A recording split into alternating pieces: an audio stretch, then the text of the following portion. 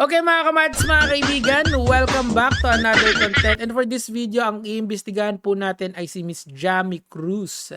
Ang sinabi ng Rappler dito is hashtag flood control Nepo babies. Palakpak. Okay, sino po ba si Miss Jamie Cruz? Si Miss Jamie Cruz po ay isa sa mga anak ng isa sa mga controversial ngayon na contractor ng DPWH. In fact, mga Lods, bago magsimula ito, Her outfit. yan, niready ko na para sa inyo. Para sunod, dire-diretso na yung ating kwentuhan dito. Now, bago ang lahat, ano po ba ang sinasabi ng batas in relation po dito sa mga contractor and actually lahat ng nai-involve sa politics is kasi ang sinabi lang kasi dun sa nabasa ko is yung mga politiko lang at yung mga pamilya nila. Pero in my opinion, dapat it also extends if you are transacting with the government. Kasi makikita nyo mamaya na medyo justified naman yung galit natin. And I am using medyo sparingly. Ibig sabihin, binigay ko na. Pero totoo lang, gets ko kayo. Gets ko kayo. Anyway, let's read in. Another content creator that received criticism for their controversial lifestyle is Jamie Cruz. Cruz is known for her lifestyle and video content, is the daughter of Santo Cristo Construction and Trading Incorporation owner Noel Cruz. Okay? Their company is headquartered in Bataan and has managed to secure up to 45 flood control project contractors with an accumulated estimated cost of 3.5 billion pieces. So this is what the people are actually calling her out. Kasi nga, yung ostentatious, yung pronounce niya, Ostentatious. Yung ostentatious flaunting of wealth nila is parang medyo mahirap i-justify. Again, yung pagsabi ko ng medyo is used sparingly. Okay, for example, ito, meron siyang isang video rito na finlex niya yung bag niya. Ayan, Chanel small boy handbag worth approximately 380,000 pieces. Sana all. Mapapasana all. This is a bag that I've used over and over and over again and sobrang ROI ko na to. Super love ko din yung feature na Sobrang ROI, no? I mean, how much money do you need for a bag? I mean, ako medyo mahal yung bag ko kasi alam mo yun, miski pag naglalakad ka kasi or gumagalaw-galaw ka, gusto mo something stable and pwede mong ilagay sa harap, di ba? So, this is my bag. So,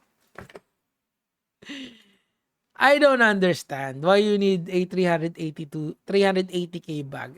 Siguro, kasi look, ganito ko siya iisipin yung mga binibili natin sa buhay natin. Unless you absolutely need it, there is no justification for buying something super expensive. Gets nyo? Halimbawa, you're going to buy a t-shirt. You just need something to wear. Would you buy a black shirt from a branded company worth 10,000 pesos or you're going to wear the same quality black shirt from Lazada? Gets nyo? Yun sa Lazada, mura lang. Siguro 300, 200 lang. Doon ka sa mura kasi ganun din black shirt lang naman yung kailangan mo Pero there are some people who are very particular with the brand. The brand makes it super expensive. And yun. So, if you have tinatawag nating disposable income, go ahead, buy it. Walang problema. Kung disposable income mo is in the millions, go ahead, buy it. Wala namang problema yon. But if you're like me na hindi naman ka mayaman, and I think I speak for most people here, mahal yung 380,000 pesos. There is no amount of explanation that you can offer me that says na ROI na yun. Kasi yun yung sabi niya, sobrang ROI na nito. Ibig sabihin, sobrang nagamit niya. Really? A bag na 1/20th of the price? Is that kasi was, di ba? Or 1/300th of the price? 1/1000th of the price? Ibig sabihin, mga will not do the same effect? Well, That rich people talk yun eh. We will never understand their mindset kasi wala tayong ganong karaming pera eh. We don't really get them. Okay, so let's watch this.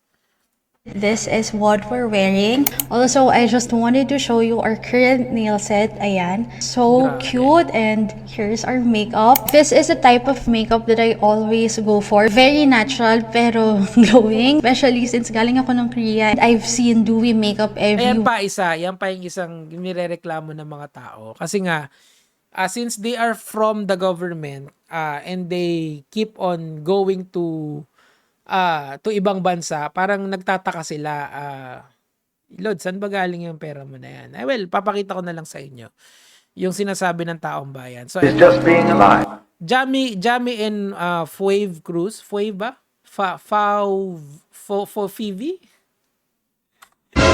Basta yung ganyan, ang hirap naman kasi spellingin. Tokyo, gamit ang tax natin. Well, it's not technically incorrect to say that. Pero, ang idea kasi dyan, once you are paid by someone for doing a job, that is already your money. Okay? Although it came from the tax money ng taong bayan, it doesn't mean na hindi na sa atin yon, sa kanila na yon. Technically speaking, pero I get the sentiment. Philosophically speaking, pera ng taong bayan pa rin yon. Philosophically speaking, I'll give you that, okay? Para lang fair sa kanila kasi nga ganito yan mga lods eh. Etong kumpanya nung tatay niya is suking-suki ng suking-suki ng DPWH from 2022 to 2025, 45 yung naging kanilang projects and worth accumulative of 3.5 billion pesos. Now, if merong anomaly doon lang justify lahat ng masasakit na sasabihin natin. Pero what if gumagawa pala sila ng tama? Doon yung doon siguro unfair sa kanila yon. Pero this is just being fair ha. But then again, ang hindi natin pwedeng ma-justify dito mga lods kasi sila ay mga kontraktor ng gobyerno. Yung tatay nila ay kontraktor ng gobyerno. Ibig sabihin nun, in a way, you have to be ethical about your spending of the money that you earn from the company kasi nga ang katransaksyon mo is gobyerno. And yung gobyerno, ang perang kinukuha nila ay sa taong bayan. So siguro unjustified yung mga criticism natin if and only if gumagawa sila ng tama. But if hindi sila gumagawa ng tama, then doon lang tayo justified yung ating mga criticism. Pero there is zero justification to flaunt what you earn from the government. Gets?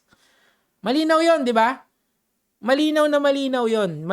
I think malinaw yung ganong klaseng argumento patungkol dito sa mga to. Kasi kung titignan mo sila, yan. That's what we're all here for. I am not saying na bawal ka mag-travel vlogs, pero understand the dynamics of the money that you get, okay? Kasi like, pwede kasi nilang i-justify, hindi, pinaghirapan namin yan. Really? Really? Saan ba yung negosyo nyo?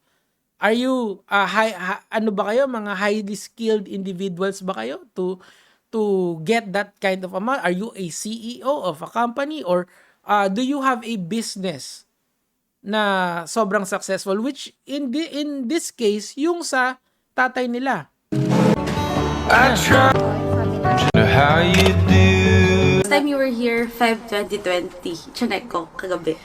Tapos pag uwi namin ng Philippines, Lockdown. Oo. Oo. But anyway, paalis na kami, we're ready to go. And we just wanted to say, good morning, guys! Good morning, Good morning. guys! So, check tayo. So, I'm just wearing a Okay, so may fit check sila dito mga lods. And you can actually check yung price ng mga nila kasi nasa construction, nasa details down below yan. So mag-fit check silang magkapatid dyan. This is what we're trying to criticize them about. It's the ostentatious show of wealth, di ba? Pink bag. This is hers. Ayan. I So, borrowed. we're gonna Chanel, go diba? now for today's Di ba yan yung days. Chanel Yeah, na this is my bag. This is di ba yan yung Chanel kanina na 380,000 pesos, di ba? So this is what we're Ayan. trying to avoid sa mga ganyan. Yes, we know that you came from the from a rich family. Pero if you are working with the government, try to have a little bit of modesty, di ba? Right now kasi mga lods, explain ko lang sa inyo and then we will end there. Ang kabataan kasi ngayon, and it also includes everyone in social media right now. Lalo na yung mga Gen Z ngayon. They like to flex, di ba? Yun yung gusto nila, mag-flex sila ng gano'n. Tingnan nyo, look at me now. Ako ay meron, example dyan, sila Josh, di ba? Yung naka-sports car, sila Josh Mojica, and a lot of them. Kasi nga, uso sa internet to flex. And what happens is, if kids show the shiny object, they press the like, they comment, wow, sana all, di ba? Mga ganon yung nangyayari ngayon sa social media. Now, if hindi ka naman nagtatrabaho sa gobyerno, do that all you want. You have the freedom to express yourself, pero you are going to be called a douche na tinatawag. But if you work for the government or your family is somehow related to the government, whether you are a politician, you are a contractor, or you have connection lang sa gobyerno, maybe you should temper the flexing na tinatawag. Maybe the best way for you to enjoy the wealth is not to post. Yes, masarap talagang i-like, masarap talagang i-comment ng wow, sana all. But there is the other side of that. The other side of that is the public persecution that you are submitting yourself every time you flex. So, flex modestly. Yun lang naman po yung sa akin for today. Gaya mga lod.